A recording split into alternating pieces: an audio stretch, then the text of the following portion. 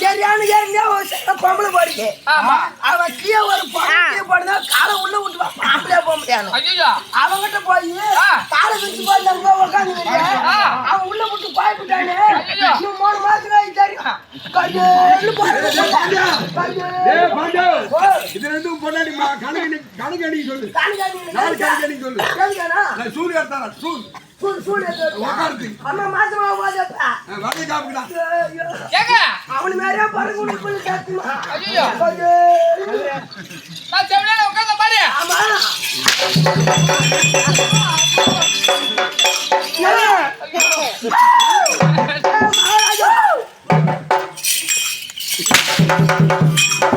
ஆனா சத்துவ நல்லா கூத்தாடி